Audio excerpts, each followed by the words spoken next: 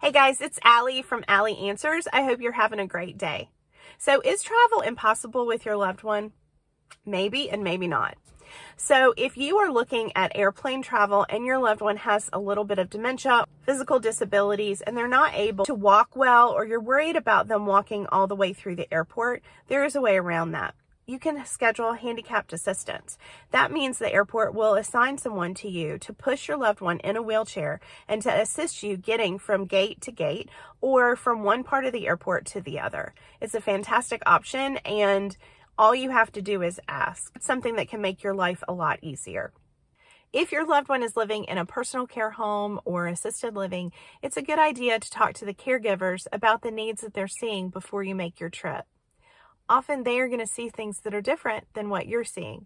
Nighttime care and behaviors that you're not used to dealing with may be something that you need to consider as you're planning your trip. If you're going on a family trip or a wedding, this is definitely the time to hire someone to go with you. The paid caregiver can focus on your loved one so that you can relax and enjoy yourself at the party. Not everyone has the money for this, but if you do, I highly recommend taking advantage of it. You won't be sorry you did. If you don't have small children, you may not have even noticed that a lot of places have added family bathrooms. For example, most Target shops have family bathroom.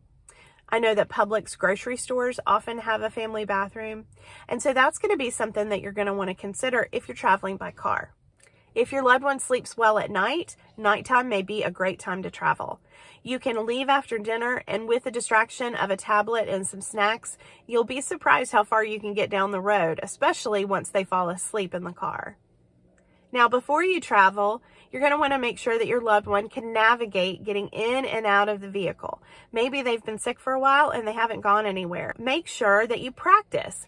You might be able to get an occupational therapist or a physical therapist who's helping you with home health to come out and help you practice getting them in and out of the vehicle. They need to be able to safely do that in order for you to travel by car. The last thing you want is injury because the person is having a hard time getting in and out of the vehicle. One of the mistakes that I see a lot of people making is pulling on their loved one.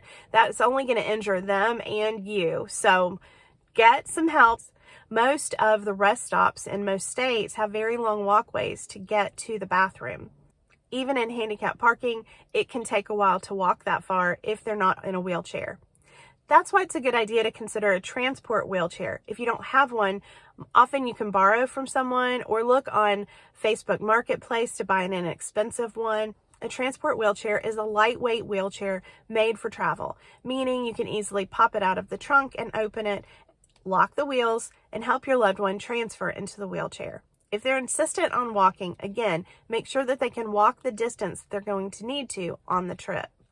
Meaning no disrespect at all, traveling with someone who's ill or has dementia means extra supplies when you're traveling. That means extra snacks, extra drinks. If the person uses pull-ups, absolutely bring way more than you think that you're going to need. Baby wipes and antibacterial hand wipes are fantastic for cleaning up when you've had an accident in the car or an incontinence issue. Also, you'll want to make sure that you bring a few extra pairs of clothing with you that are easily accessible. That means if you're traveling by air, that in your carry-on bag, you have at least one extra pair of pants and an extra shirt in addition to underwear and socks. With proper planning and proper supplies, traveling can actually be enjoyable with your loved one. You can rent audiobooks through the library on your phone through the Libby app, and you can stop at Cracker Barrel and purchase books on CD. Listening to books on CD passes the time for both of you. Even if they can't follow the story, it might be just enough distraction or just enough to lull them to sleep. When you're done with your audiobook, you can take your DVDs into any Cracker Barrel and turn them in and get the majority of the cost back. It's a rental program a lot of people are not aware of. If nothing else, maybe just download some of their favorite television shows onto the memory on your phone so that even if you don't have Wi-Fi access, they can watch Andy Griffith. If you don't believe that your loved one can travel safely via car or via plane, you may want to consider non-emergency transport.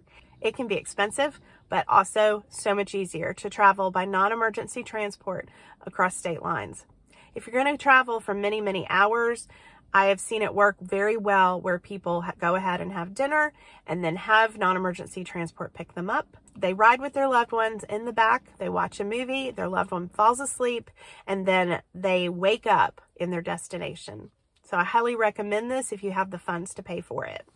Hotels can be especially confusing for seniors with dementia. And if your loved one is ill and dementia is not the primary diagnosis, but you're starting to see signs of it, be aware that staying in a hotel can be very confusing. They may wake up in the middle of the night and not know where they are and try to leave the room. So make sure that you use all of the locks. If your loved one takes medication to help them sleep, make sure you bring it because you are going to want them to use it in a hotel situation. A bag with wipes, snacks, all medication in original bottles is helpful, especially in case of emergency, and God forbid you need to go to the emergency room. You have a list of medications that they are on, along with contact numbers and information for their primary providers. You'll need to have copies of the Medicare card as well as copies of their driver's license if you don't carry the original. I also recommend that you have a copy of the POA. Also recommend that you carry copies of advance directives. It's important to be prepared for any situation. If you've prepared in all of these ways, then the trip that you're going on is going to be a lot more pleasant and a lot easier to handle. If you've traveled with seniors who are ill or who have dementia and you have tips and tricks to add, I'd love to hear from you. Please add them in the comments. If this video was helpful, I hope that you'll subscribe to my channel for more uploads that will be coming soon, and I appreciate a thumbs up on this video. It helps other people see it and make sure that we can help more people. Enjoy the rest of your day. Thanks so much. Bye.